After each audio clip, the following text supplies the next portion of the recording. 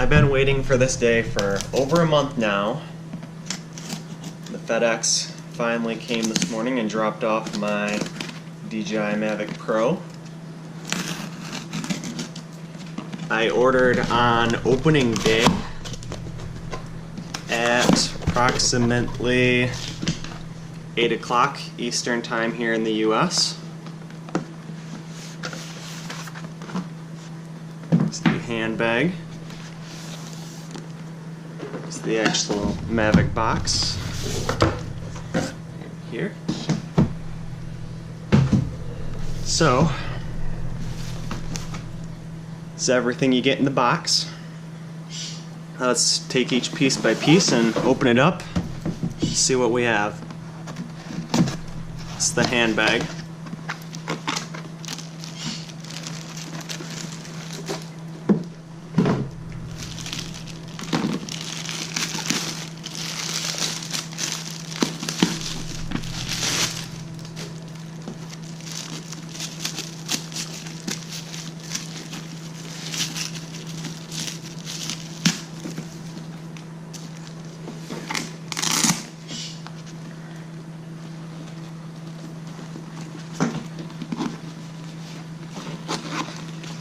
Front pocket,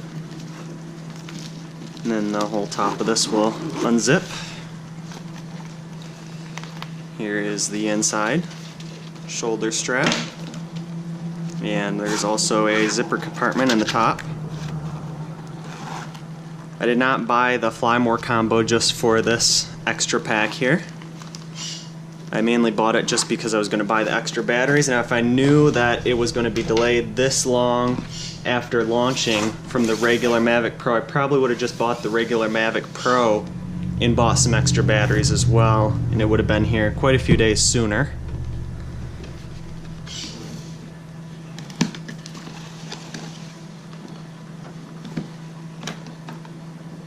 So here we have the charging hub. One battery, two batteries, the car charger, as well as the battery bank adapter, and two extra propellers. And that's everything in that box.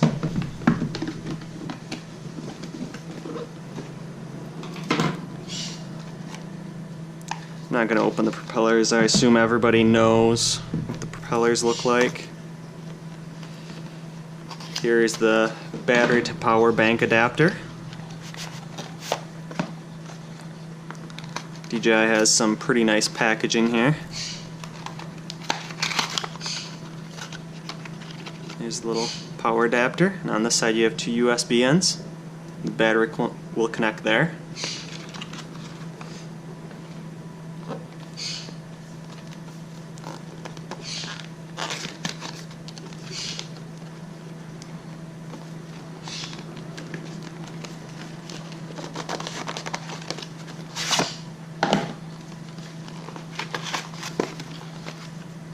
Intelligent flight battery. There is one extra battery.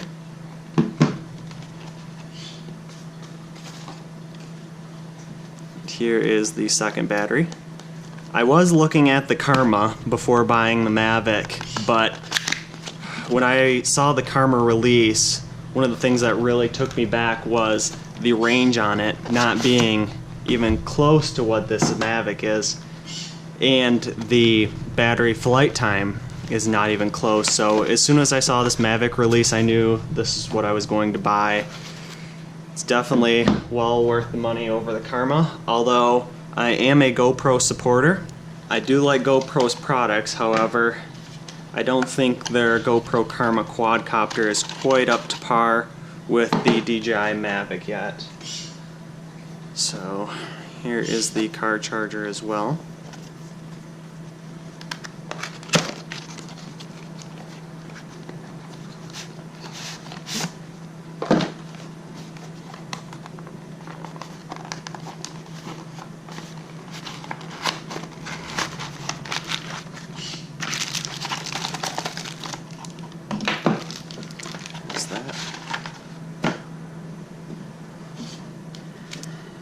Two batteries, car charger.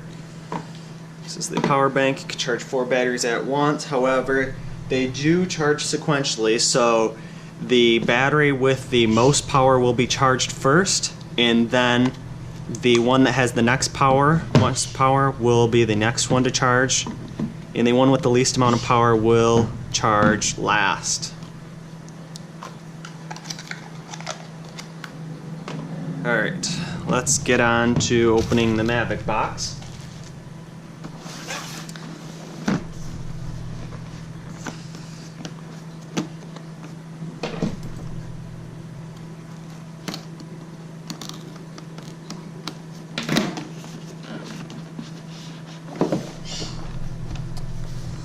There it is.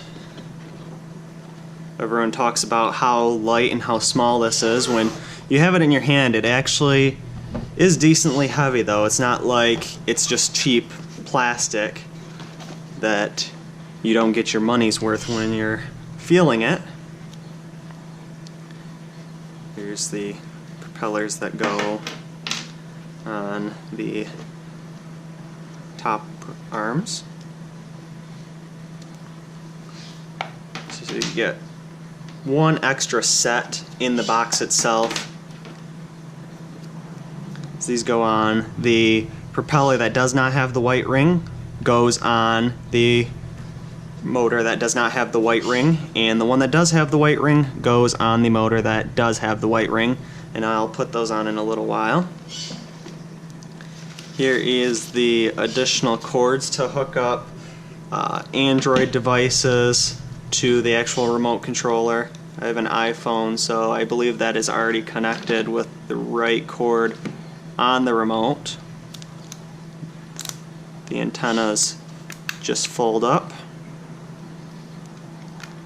Remote opens up, and indeed it does come with the lightning connector cord already inserted. Here is the power cord used to connect to the AC charger. And in here we have the manuals. It's pretty nice that DJI actually includes the manuals in a printed copy. You can, however, get them off of your phone though in the actual DJI app. So let's make some room here and put these propellers on. I have owned many quadcopters before, ones that I have built myself, however, so this will be my first quadcopter that I've actually bought from DJI. I do like how their apps set up, and there's a lot of features that I will definitely be using, and the main reason that I bought this quadcopter was the portability, how easy it will be to take on a plane. You can just shove this right in your carry-on, and batteries can also go on your carry-on as well. No limitations there. Can remove this from the battery. I will insert my phone. Let's go to the DJI Go app, and I'll turn the remote on first. You got to push it once and then hold it down a second time to turn both the remote and the quadcopter on. So the battery comes with 63%, and that just means that I didn't hold down the button long enough to turn it on fully, because if you push it once it will just show you the actual battery percentage. There we go, now it's on. Turn the quadcopter on, so you push once and then hold down a second time. Let's hold down.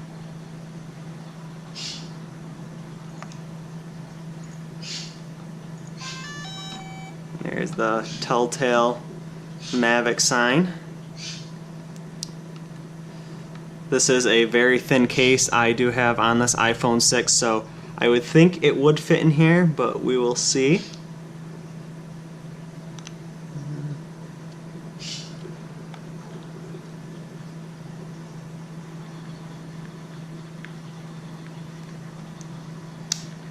Yes, yes it does fit. And it comes up with the Mavic right away. One thing that I did not do that you want to make sure to do is take off the gimbal clamp right away. That will cause overheating of the motors if you do not do that right away, so good thing I caught that. So let's connect to the Mavic and agree to the terms of service. You can name it.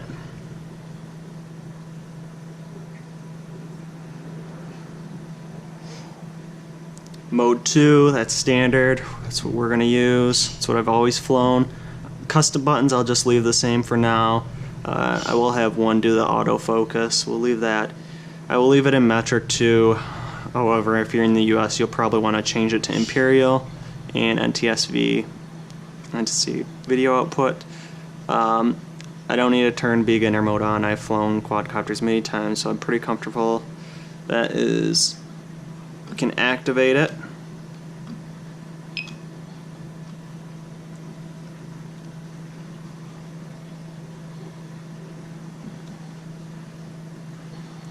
So it successfully has been activated, and I'm going to also update the firmware, so I'll come back and get you guys when the firmware has finished updating. Okay, it is finished updating or downloading the firmware, so now we can start the update. Connect aircraft before update. I'll turn the quadcopter back on.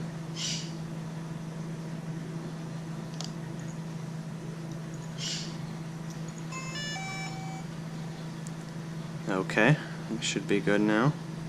So it's connected, so I'll hit OK.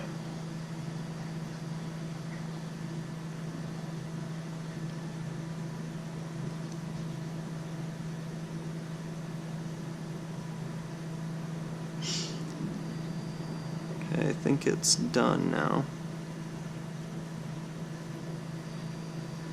And there you go. A bunch of calibrations. Firmware upgrade required. ADI mode because we are not getting good GPS signal in here in the house right now. I'll have to update the GPS again. ADI mode. Gimbal is very stable.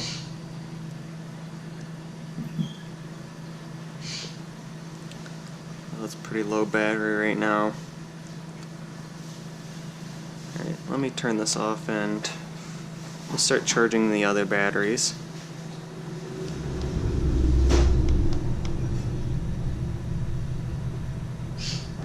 It's off. And I'll just leave this here.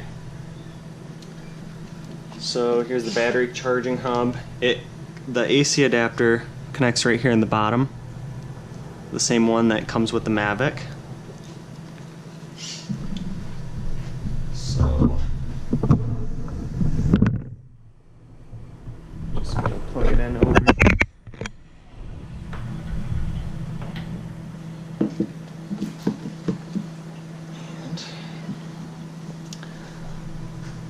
So the one on the right must be the one that has the most charge on it. That's the one that's charging first. Let's move this back a little bit.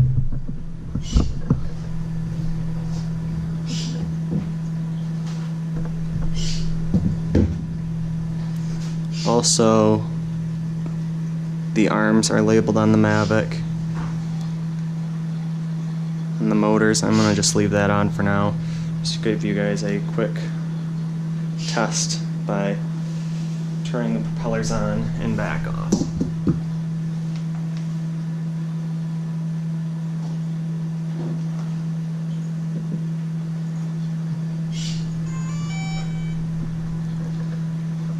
Since the battery is so low, I'm not going to take off with it. I'll just engage the propellers and then turn the propellers back off again. Low battery warning. Also says that I'm in a no-fly zone, which I am not. I am far enough away from the airport. The IMU is initializing. It may want me to calibrate it yet, but IMU calibration should be done now. Take off. So, it says it's taken off. I'm not going to take off, however. So I'll hold the stick down and turn the motors back off. And you can confirm if you're in a no-fly zone, or say that you're not in a no-fly zone.